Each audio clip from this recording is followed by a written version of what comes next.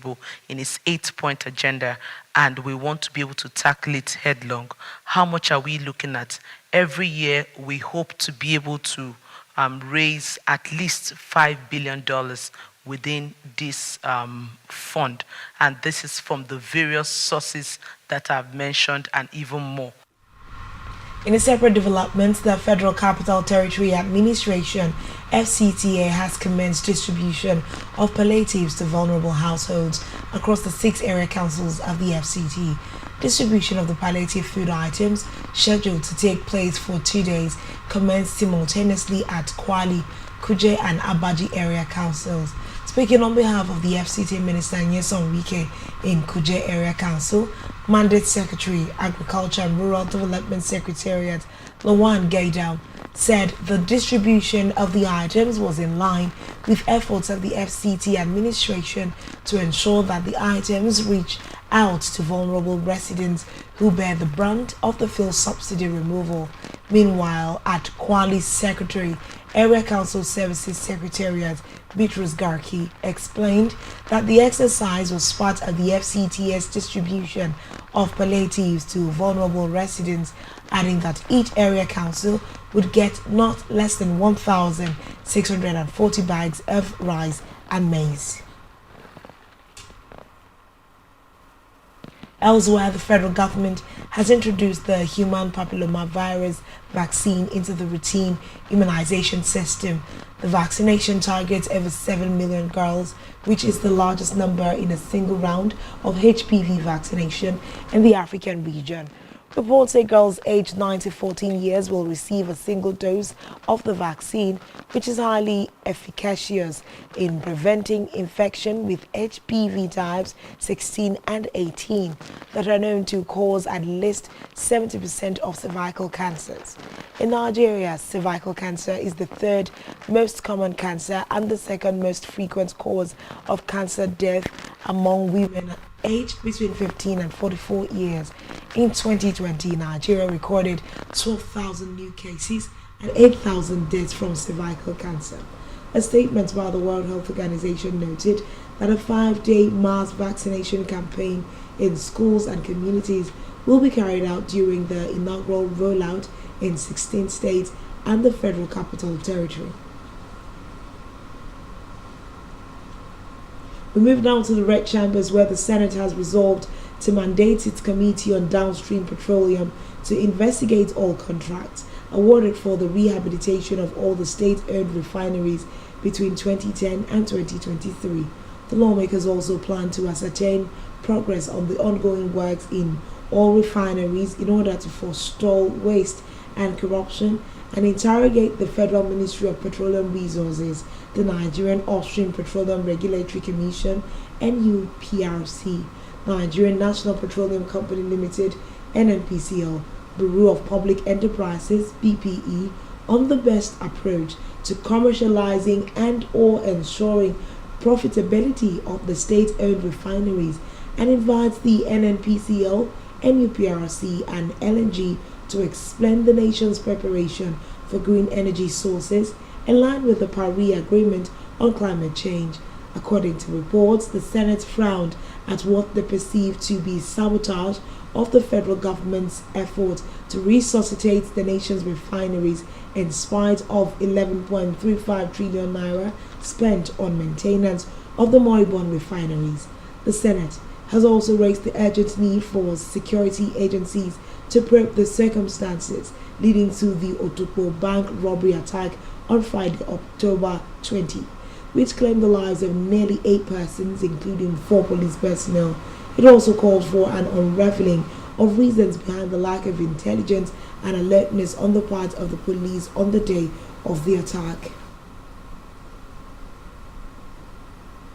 From the Green Chambers, the House of Representatives has summoned the Governor of the CBN, Yemi Cardoso, to appear before its committees on banking regulation and customs to explain the rationale behind the restoration of the 43 prohibited items back to official FX platform. This resolution was a sequel to a motion of urgent public importance moved by Sada Soli, APC Katsina, during plenary. Moving the motion solely said the policy by the bank will have a negative impact on local production by exposing the Nigerian market to unfair competition. He said the policy has the capacity to lead to the shutdown of factories in the country. Speaking on the motion, Jesse Onualosi, Labour Party Lagos, moved an amendment for the CBN to suspend the policy pending the intervention by the House. However, the amendment was rejected by the lawmakers. The motion was adopted unanimously when Speaker Abbas Tajuddin puts it to vote. It can be recalled that in 2015, the CBN restricted the availability of foreign exchange to the importation of 43 items which could be locally produced within the country. In another development, the Attorney General of the Federation and Minister of Justice AGF Lateef Fagbemi has said that the victory secured by Nigeria in the Process and Industrial Development P&ID Limited litigation should serve as a pointer to others who might be nursing or nurturing any plan to swindle the country. The AGF also said the judgment by Justice Robin John at the United Kingdom Commercial Court has vindicated the Nigerian government. According to him, the country's victory brings to an end the legal battle, which has been ongoing since 2017, when Nigeria was ordered to pay $6.6 billion to P&ID with interest starting from May 2013. He added that before the verdict, the interest fixed at 7%, $1 million daily, had accumulated to over $11 billion. Meanwhile, the Lagos State Sexual Offences and Domestic Violence Court has sentenced the medical director of Optimal Cancer Care Foundation, Dr. Olufemi Olayele, to life imprisonment for defiling his wife's niece when the minor was 16 years old. In his judgment, Justice Raman Oshodi gave the prosecution. The Lagos State government had proved the charge against the defendants and the evidence against him was compelling. Dr. Olayele was arraigned on November 30, 2022 on a 2-count charge of defilement and sexual assault by penetration of the minor between December 2019 and July 2022 when she came to live with her family. The prosecution, led by Lagos State Director of Public Prosecutions Dr. Babajide Martins, had told the court that Olayele sexually assaulted his wife's niece for about 19 months until the wife discovered and reported it to the police. The minor is said to be 18 years old now. At his arraignment, the doctor pleaded not guilty to the charge preferred against him. The prosecution subsequently called 6 witnesses in proof of its case against him. The minor, the defendant's wife, a medical doctor, and another child care expert, both of whom examined the minor, as well as 2 police officers involved in the investigations, testified in the trial. In a separate developments, 4 governors of Southwest states today met with their ailing Ondo State counterpart Rotimi Akeredolu in his private residence in Ibadan, Oyo State capital. The governors who visited Akeredolu are Seyi Makinde, Oyo, Babajide Sanwo-Olu, Lagos, Dapo Abiodun, Ogun, and Biodun Oyebanji, Ekiti. Akeredolu has remained in Ibadan since he returned from his medical trip to Germany. On electoral matters, the Independent National Electoral Commission, INEC, has called for a peaceful election in the November 11 governorship polls in Bayelsa, Kogi, and Imo State. The INEC chairman, Mahmood Yakubu, made the call at the quarterly meeting with political parties today. Yakubu noted that free and fair elections can be conducted in a peaceful atmosphere, urging political parties to maintain peace during campaigns and on election day. Away from that, the federal government has received 108 Nigerian migrants stranded in Niger Republic. This is contained in a statement by the Southwest Zonal Coordinator, National Commission for Refugees, Migrants and Internally Displaced Persons, Alexander Oturi, today in Abuja. The commission noted that the Nigerians include 32 males, 29 females, 44 children, and 3 infants. Oturi added that the return of the migrants was facilitated by the Nigerian mission in Niamey and the International Organization for Migration, IOM.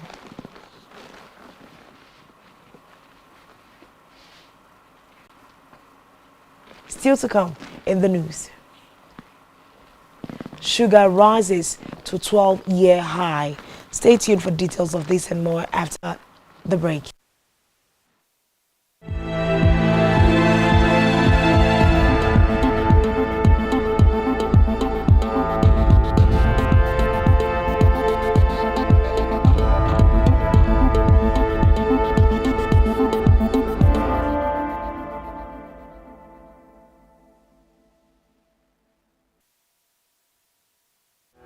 The National Broadcasting Commission welcomes broadcasters, content creators, tech experts, exhibitors, and investors from Nigeria and all over to the 13th edition of Africast. Africast 2023 brings you 3 days of world-class exposition, innovation, and technology advancement featuring an exceptional lineup of industry leaders that will inspire and guide you with their insights and expertise. Theme: broadcast content, synergy, finance, and market. Date: Tuesday the 24th to Thursday the 26th of October 2023. Venue: Marriott Hotel, Ikeja, Lagos. Time: 9 a.m. to 5 p.m. daily. Chief host: Honorable Minister of Information and National Orientation, Alhaji Mohammed Idris. Host: Mr. Charles Ibwebu. Director General. Announcer: Management, NBC. Your right to quality broadcasting.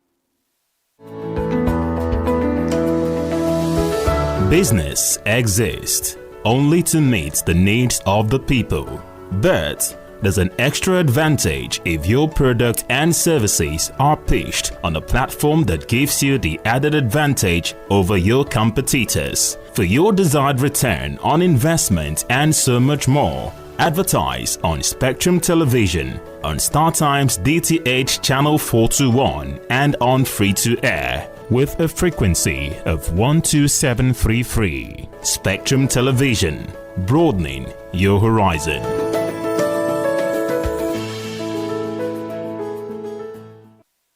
Nigerian police, which is the only one allowed by grossly abused. Our governors have to share police powers with the president as stipulated by the constitution. We do not have a federal government police force. We have the Nigerian police force, which shall be administered, organized, and supervised by the Nigerian police force. No, my lord, I want to say something. I want to say something here.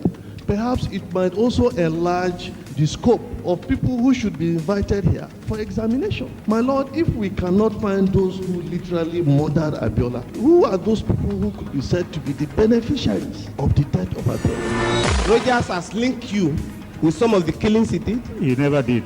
He linked you with the attempted murder of Hebrew. He did not. My lord, the Matters Council is leading the evidence in our matters. Is this an adversary proceeding? It's not, my lord, but we can't be talking about cases which are in court, Is my this lord. an adversary proceeding? It's not, my lord. These cases are in court, my lord. I'm just reminding your lordship. My lord, sorry, my lord, I think I'll agree in cross-examination. Legally Speaking, a program that deals with legal issues and questions we face as citizens of this amazing country, Nigeria. Legally Speaking. Join us every Friday from 5 p.m. to 6 p.m. for Legally Speaking.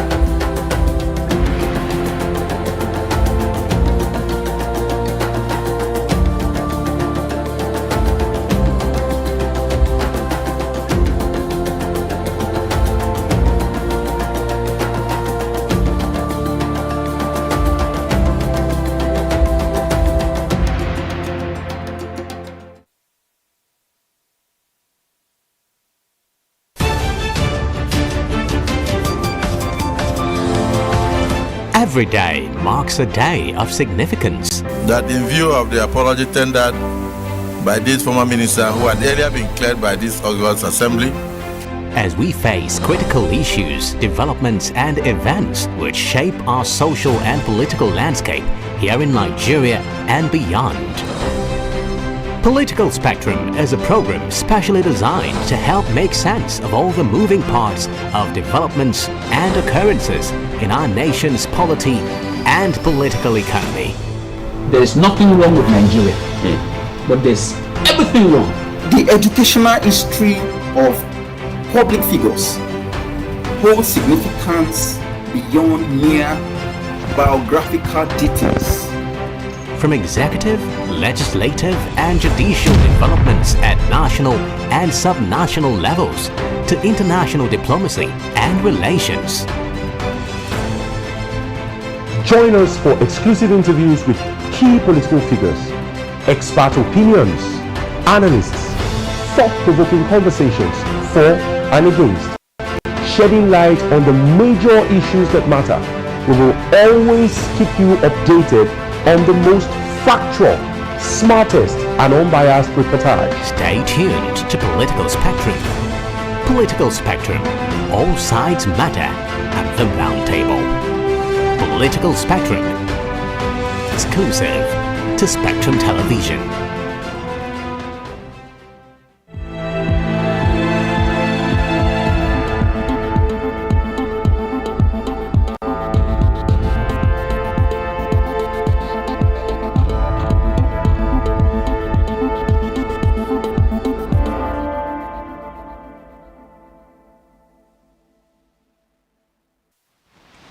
Thanks for staying tuned, and now to the rest of the news story. In Africa, North Korea is to close its embassy in Uganda, ending half a century of diplomatic presence in one of its longest-standing African allies.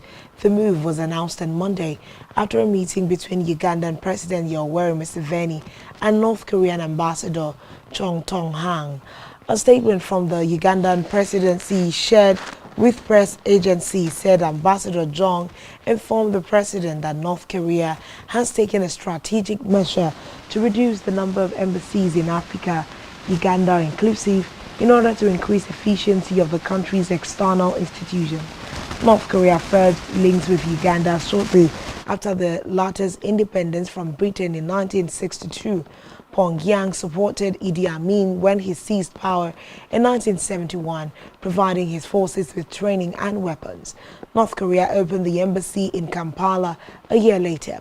Meanwhile, President Museveni has made several visits to North Korea, where he met the late leader Kim Jong-il, father of current leader Kim Jong-un. Still in Africa, Sudan's paramilitary Rapid Support Forces, RSF, group has accused the country's army of air bombing the French embassy in the capital city. In a long post on X, formerly known as Twitter, the RSF said the alleged bombing caused substantial damage to the facility. Neither Sudan's army nor France commented on the allegation. According to the United Nations, the 6-month-long war between the RSF and the army has killed 9,000 people and displaced nearly 6 million others. Meanwhile, the United States has ended assistance to Gabon over its August 30 coup, but said it was ready to provide aid in return for concrete progress toward democracy.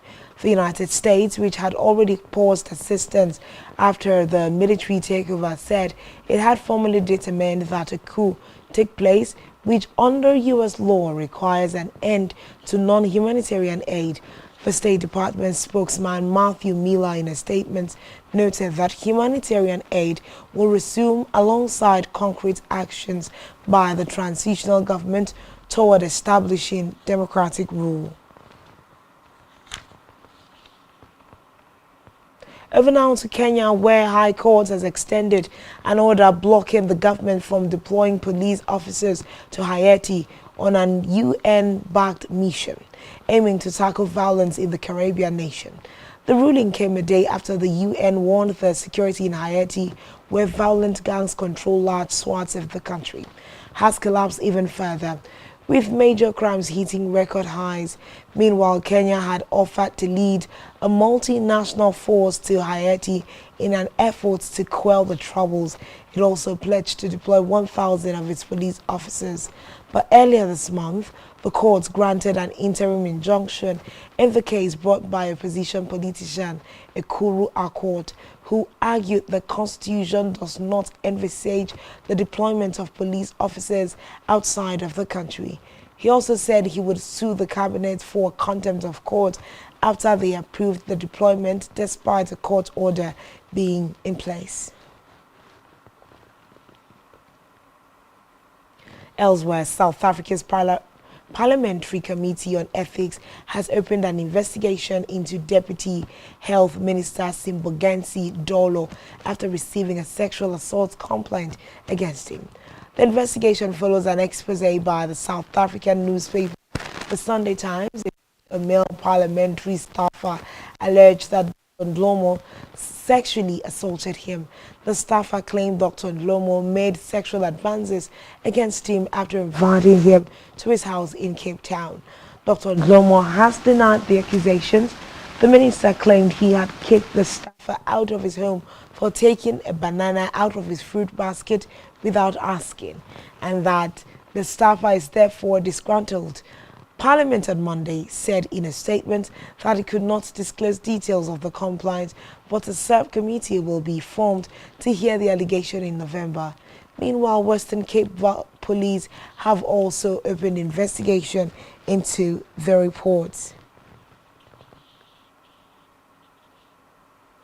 Meanwhile, more than 500 workers at a mine in South Africa have been on the ground since Sunday in what appears to be a dispute between two unions. The National Union of Mine Workers, NUM, said staff at One Gold Murder East Mine near Johannesburg were being held underground against their will. According to the NUM statement, they made calls for the law enforcement agencies in South Africa to intervene and go underground and arrest the hooligans who are holding their members against their will. However, a rival organization, the Association of Mine Workers and Construction Union, AMCU, said most of the employees were holding a protest to force the mine to recognize the AMCU. Meanwhile, representatives from the mine itself have sought a court order to end what they have described as an illegal sit-in underground. Still in Africa, fighting has again erupted in the east of the Democratic Republic of Congo between pro-government forces and rebels from the M23 group. Residents say the rebels have occupied the town of Kinshasa in North Kivu province since Saturday. According to reports, several people have been taken to hospital with gunshot wounds. The area has changed hands several times since the beginning of the year. Meanwhile, at least 40 people have drowned after a passenger boat capsized in Western Democratic Republic of Congo, a week after at least 47 others died in a similar incident.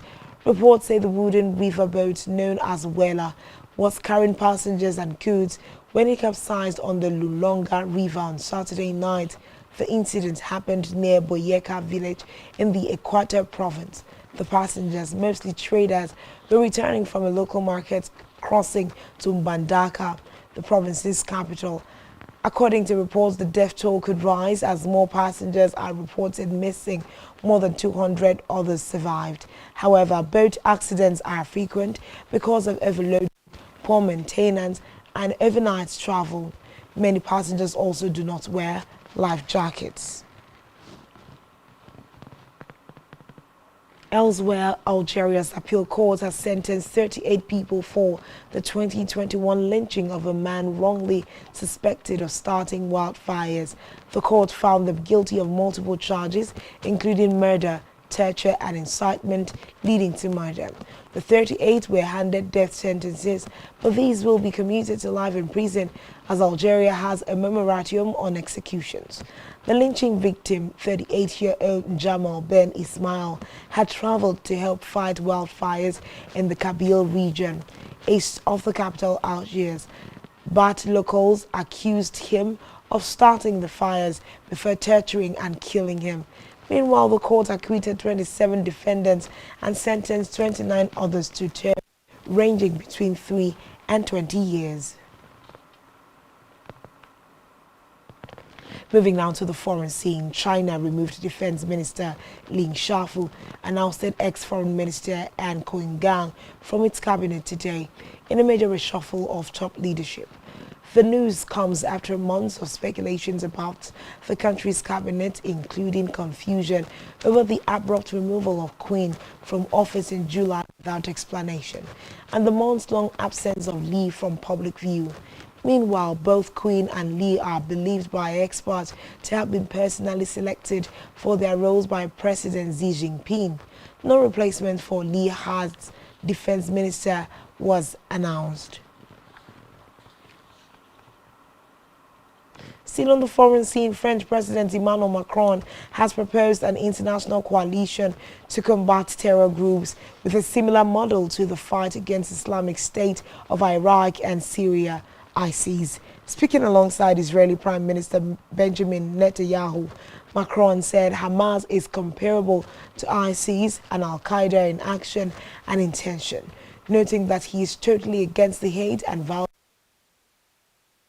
on Israel. The French president stressed the acts of Hamas going beyond all understanding, marking a black page in the world's history. He urged that the Palestinian cause be heard with reason, adding that the first condition of a Palestinian state in peace and security must be accepting the existence and security of Israel. Meanwhile, the Israel Defense Forces IDF have said that it had bombed more than 400 terror targets, killing several Hamas commanders and numerous operatives in the past day. The IDF said it had also struck dozens of Hamas gunmen preparing to fire rockets or carry out terror attacks and killed the deputy commanders of 3 Hamas battalions. Reports say the IDF has been bombing Gaza relentlessly since Hamas launched a brutal surprise attack against Israel on October 7, killing more than 1,400 people and seizing more than 200 hostages.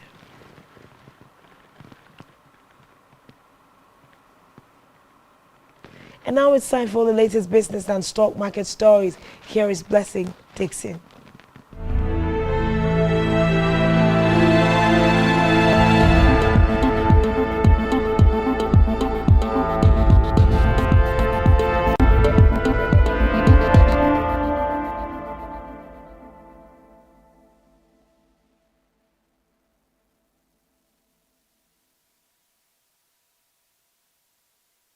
Thank you, Yai Anyekan. Good evening. It's Business News. I am Blessing Dixon. In the news, raw sugar futures rose above 27.5 cents per pound in October, the highest in 12 years, amidst increasing threats of low supply.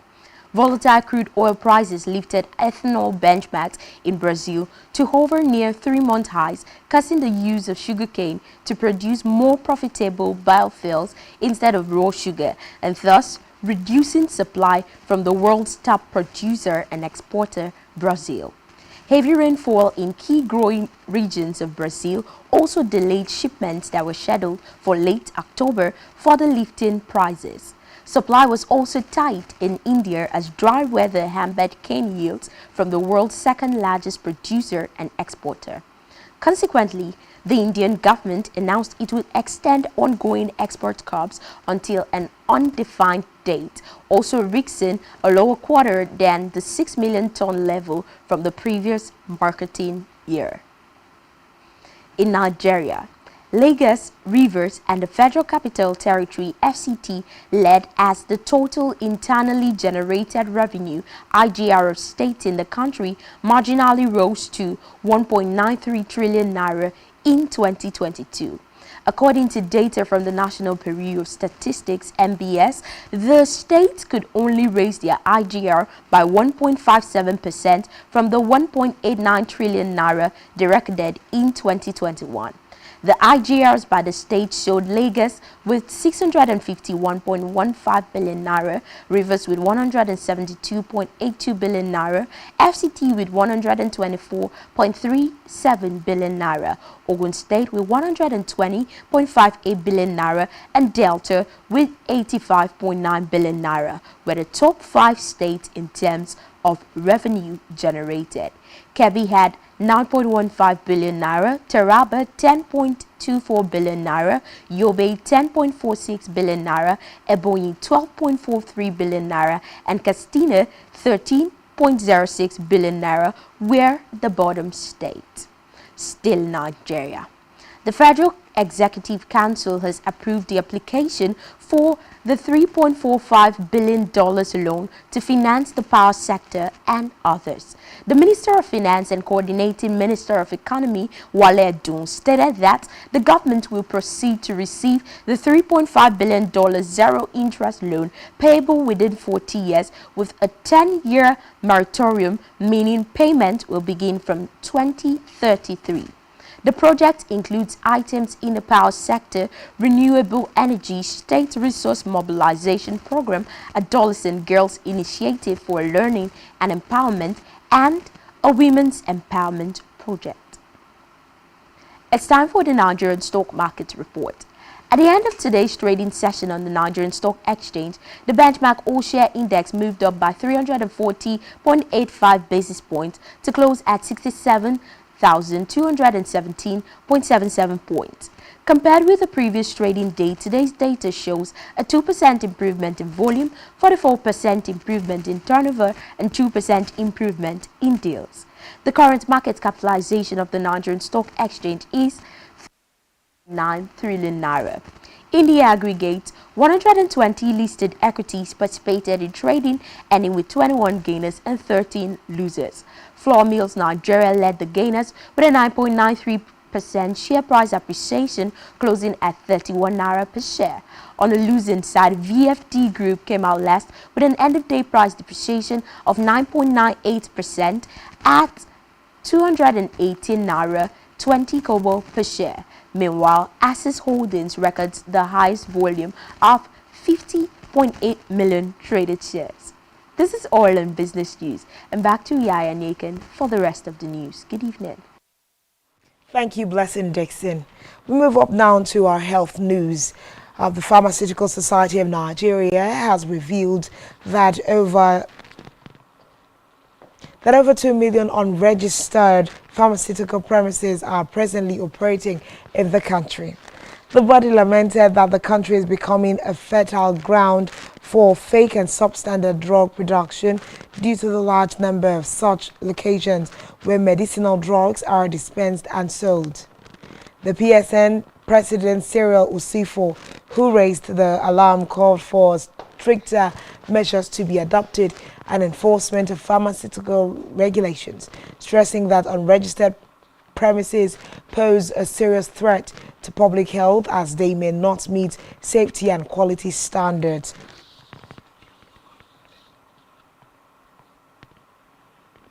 Still in health, the federal government has assured that the World Health Organization WHO and other partners have targeted 2026 as a year to end polio globally. The national chairman of Nigeria National Polio Plus Committee, NNPPC, Joshua Hassan, disclosed this in an interview with newsmen in commemoration of the Polio Day. According to him, today is a day set aside to raise awareness on the worldwide efforts to eradicate polio and the importance of vaccination to protect every child from devastating diseases. He added that today is also a day for advocacy to governments at all levels, traditional rulers and other relevant stakeholders to join hands in the fight against polio.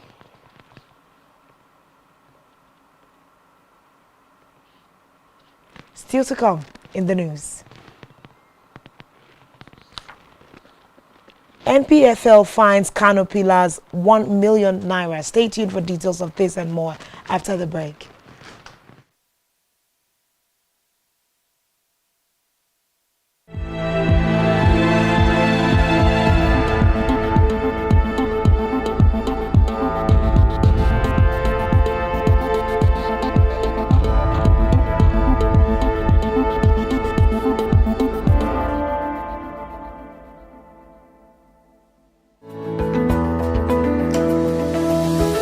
Business exists only to meet the needs of the people, but there's an extra advantage if your product and services are pitched on a platform that gives you the added advantage over your competitors. For your desired return on investment and so much more, advertise on Spectrum Television, on StarTimes DTH Channel 421 and on free-to-air with a frequency of 12733. Spectrum Television, broadening your horizon.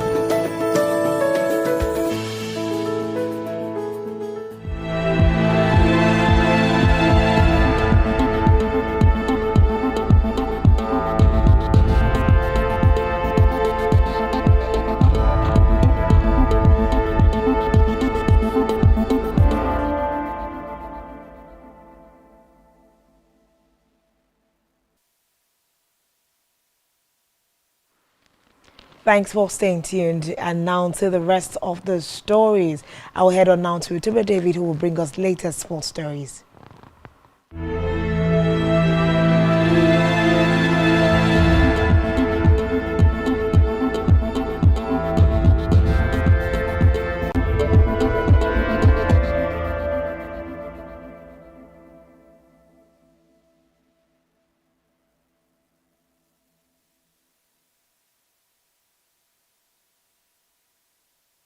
Hello, good evening and welcome. Thank you very much for joining.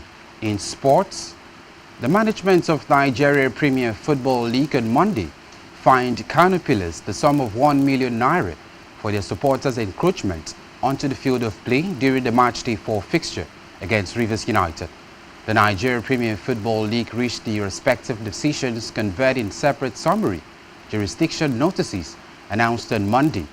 Kano Pillars supporters were found to have jumped the barriers of the field of play to celebrate their 93rd minute goal in the encounter at the Sani Abacha Stadium. Kano Pillars were consequently ordered to pay the fine within 14 days and warned that failure to comply within the stipulated time will be considered a continuous breach of the NPFL framework and rules. In another development, Heartland FC of Owerri were issued a state warning to curb restive acts of their supporters and advised to organize reorientation for the supporters to inculcate in them the spirit of fair play. The already best club was admonished to curb such behavior by organizing orientation workshop for the supporters on the spirit of fair play best practices. Moving on, 4 matches involving Israel men's and women's national team have been rescheduled for November. According to FIFA, UEFA postponed all matches scheduled in the country earlier this month due to the Israel-Hamas war. The rescheduled games will be played as close as possible to existing November international windows. The Kosovo versus Israel and Israel versus Switzerland Euro 2024 Group 1 qualifiers will now take place on November 12 and November 15 respectively. Israel's away game against Kazakhstan in the Women's Nations League has been rescheduled to November 23rd, and the reverse fixture will be played on November 26th. Finally, Sandro Tonali's legal team are in discussions with Italian authorities over a 10-month ban after he admitted to placing bets on matches in which he played. Tonali has been assisting the investigation, and his legal team have been working on a plea bargain after he admitted to betting bets on AC Milan to win games in hearing at the Italian Federation in Turin. Without his cooperation, Tonali could face up to a 3-year suspension under FIFA rules. An agreement is understood to be close over the ban, which would see Sandro Tonali miss the rest of the English Premier League season and Euro 2024 should Italy qualify. As it stands, Tonali is still available to play for Newcastle in their Champions League game at home to Borussia Dortmund today and train with his teammates later tomorrow. And that's all we have for you on sports this evening. I am Utube David. Thank you, Utube David. We head on now to entertainment news. Popular skit maker and content creator Mark Angel has recounted how he almost abandoned comedy due to challenges and discouraging comments from friends. Speaking in a recent interview with Teju Babyface, Mark Angel recalled how a friend who was working with Shield Nigeria mocked him during his days as a struggling skit maker. Questioning if it was skits he wanted to use to feed his family, he stated that he started making skits in 2013 but gained the spotlight in 2015. He said even at that, he did not achieve financial breakthrough until the next year. Still on entertainment news, Nigerian star Nancy Sime, Rahama Sado and Richard Ato Toxin have been unveiled as the host of the 19th edition of the Africa Movie Academy Awards, AMA.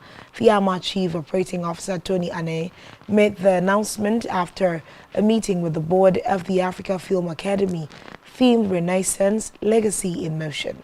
This year's event is scheduled to hold at the Balmoral Convention Center inside the Sheraton Hotel, Ikeja, GRA, Lagos on October 29, 2023. Lastly, in the news tonight, Nigerian star Davido has announced December 14 as the beginning of his timeless tour taking off